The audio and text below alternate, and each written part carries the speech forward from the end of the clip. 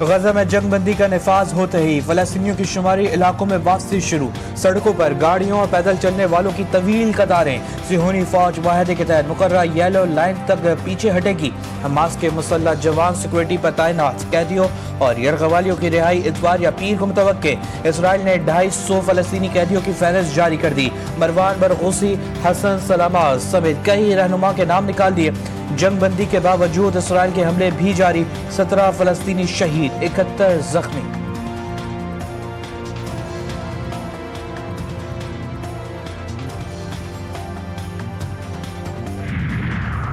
ایران کے ساتھ جنگ نہیں چاہتے، اسرائیل کا صدر پیوٹن کے ذریعے پیغام، روسی صدر نے کہا اسرائیل نے پیغام دیا ہے کہ وہ تمام تصادم نہیں چاہتا، کشیدگی میں کمی اور ایران کے ساتھ مسائل کو سفارتی طور پر حل کرنا چاہتا ہے۔ پیوٹن نے ایران کے جوہری پروگرام سے متعلق خدشات کا واحد حل سفارت کاری اور مذاکرات ہے، اس کے علاوہ کوئی معقول متبادل موجود نہیں۔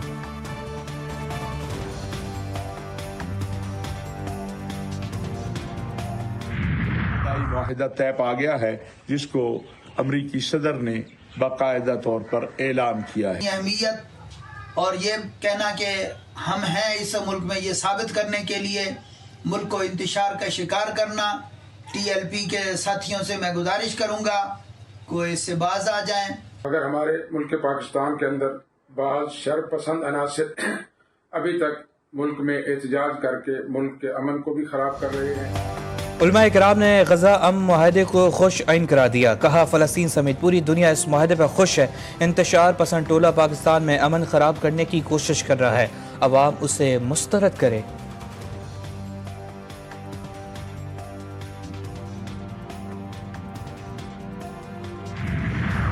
امریکی صدر ڈونلڈ ٹرمپ کے خواب چکنا چور، امن کا نوبل انعام خاتون کے نام، دنیا کے سب سے بڑا ایوارڈ انسانی حقوق کی کارکن ماریا کرونیا نے اپنے نام کر لیا۔ ماریا کو وینزویلا میں آزادی کی جدوجہد میں کوشش پر بڑے اعزاز سے نوازا گیا۔ ماریا کا نوبل انعام امریکی صدر ڈونلڈ ٹرمپ اور وینزویلا کے عوام کے نام کرنے کا اعلان، کہا ٹرمپ نے ہماری آزادی کی تحریک میں فیصلہ کن کردار ادا کیا۔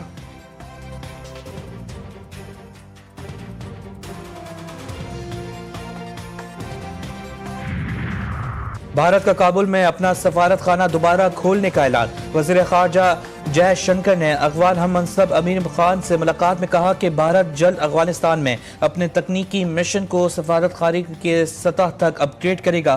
دہشت گردی دونوں ملکوں کے لیے مشترکہ خطرہ ہے، اس سے مل کر نپٹیں گے۔ امیر خان کا کہنا تھا کہ افغانستان انڈیا کو قریبی دوست کے طور پر دیکھتا ہے اور اس بات کی یقین دہانی کرائے کہ افغانستان کی سرزمین کسی دوسرے ملک کے خلاف استعمال نہیں ہونے دی جائے گی۔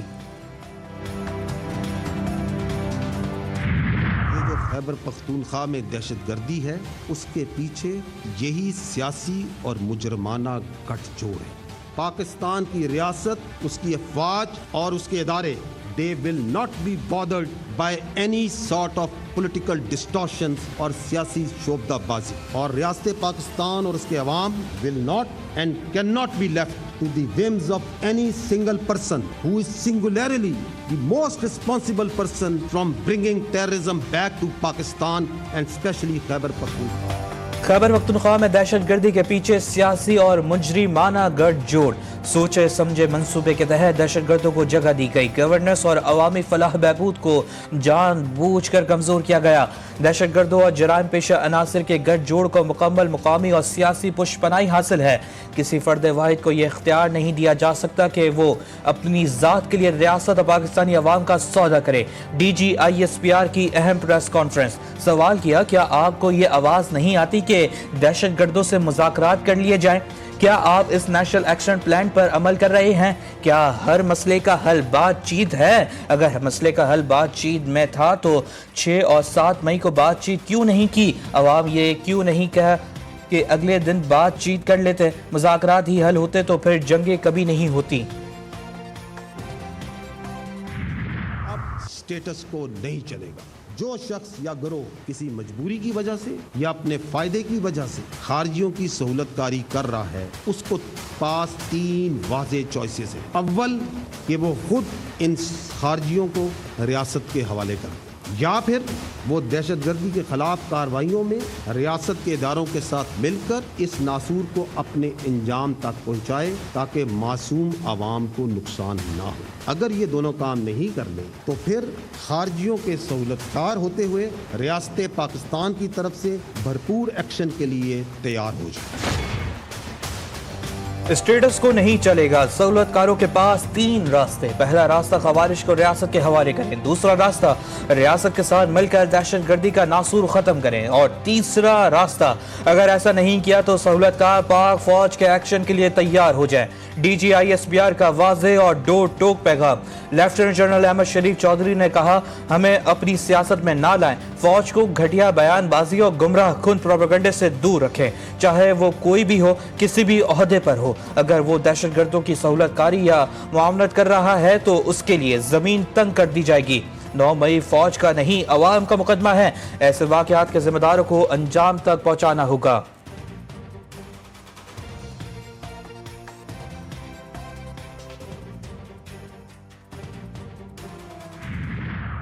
सर, हमीद लंगराज, GTV न्यूज़ से। उस बयानिए को अब आप रियासत या हुकूमत ख़त्म करने के लिए जिन इश्यूज़ की आप बात कर रहे थे, गवर्नेंस पॉइंट्स आप बता रहे थे, क्या उन इश्यूज़ को भी आप रियासत ये रिकमेंड करेगी इन इदारों के कि मुख्तलिफ इश्यूज़ के ऊपर बात की जाए, ना सिर्फ पॉलिटिकल पॉइंट स्कोरिंग और वेस्ट ऑफ टाइम किया जाए? हम एक रियासत का इदारा है। जिस तरह हमारी कोई एथनिक और हमारी कोई रिलीजियस कोई प्रेफरेंस नहीं है, हमारी किसी किस्म की कोई पॉलिटिकल प्रेफरेंस नहीं है। हमारे लिए तमाम सियासतदान काबिले एहतराम है, लेकिन आपकी सियासत रियासत से ऊपर नहीं। GTV न्यूज़ के नुमाइंदे हमीद लंगरा के सवाल पर DGISPR का तफसीली जवाब। कहा, दहशतगर्दों के सहूलतकार किसी भी ओहदे पर हो, कार्रवाई होगी।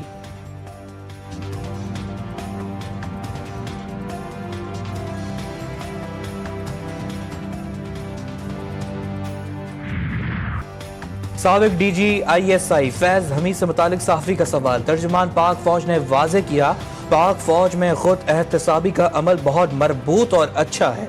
फौज में खुद एहतसाबी का अमल महज इल्ज़ामात पर काम नहीं करता, इल्ज़ामात साबित हो जाएं फिर सज़ा दी जाती है। जिसका ट्रायल हो रहा है वो साबिक DGISI है, और ये इंतहाई अहम नौयत का मामला है जिसका एक कानूनी तरीक़ेकार है। सबको अंदाज़ा हो जाना चाहिए, इस मामले में इंसाफ के तमाम तकाज़े पूरे होंगे। पाक अगवान हुकूमत से TTP समेत दीगर ग्रुपों के खिलाफ कार्रवाई का मुतालबा। तर्जुमान दफ्तर खारजा शफकत अली खान ने कहा, अफगानिस्तान से सरहद पार दहशतगर्दी का मामला अगवान हुकूमत से एतवार से उठा रहे हैं। पाकिस्तान अफगानिस्तान की खुद मुख्तारी का एहतराम करता है। हम अफगानिस्तान पर जोर देते आ रहे हैं कि अफगान सरजमीन पाकिस्तान के खिलाफ इस्तेमाल ना हो।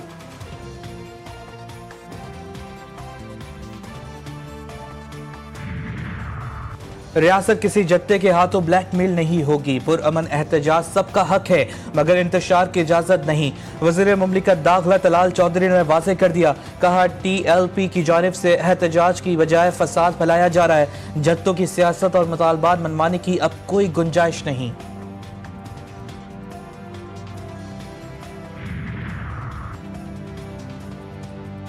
वज़ीर दाखिला मोहसिन नकवी और वज़ीर मुमलिकत तलाल चौधरी का फैजाबाद का दौरा, मुख्तलिफ इलाकों में सिक्योरिटी इंतजामात का जायजा लिया। मोहसिन नकवी की इस्लामाबाद पुलिस और फेडरल कांस्टेबलरी के जवानों से मुलाकात, पुलिस और FC के जवानों के जज्बे को सराहा।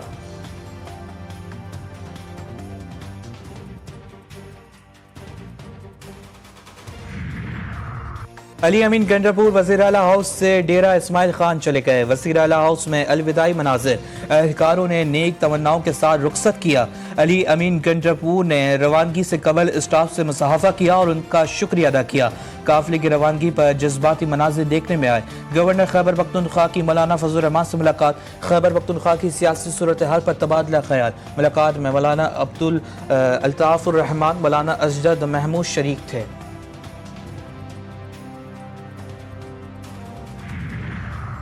कराची में डकैती के दौरान एक और नौजवान अपनी जान से गया। सुपर हाईवे के करीब अदनान मगसी नामी नौजवान को यरगमाल बनाकर कत्ल किया गया। पुलिस के कार्रवाई के दौरान 4 मुल्जिमान पुलिस मुकाबले में मारे गए।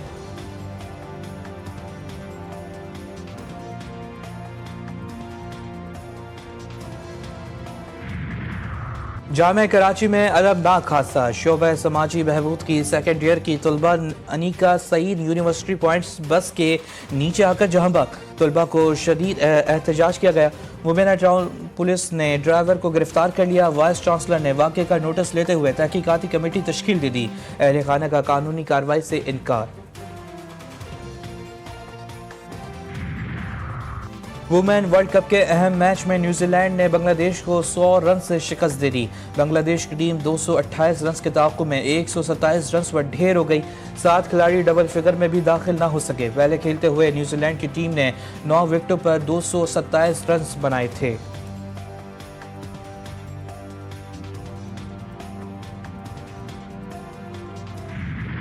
اور لیجنڈ اداکار امیتابھ بچن نے زندگی کی تراسی بہاریں دیکھ لیں۔ امیتابھ نے اپنی بہترین اداکاری سے پوری دنیا میں شہرت حاصل کی۔ 150 سے زائد فلموں میں اداکاری کے جوہر دکھائے۔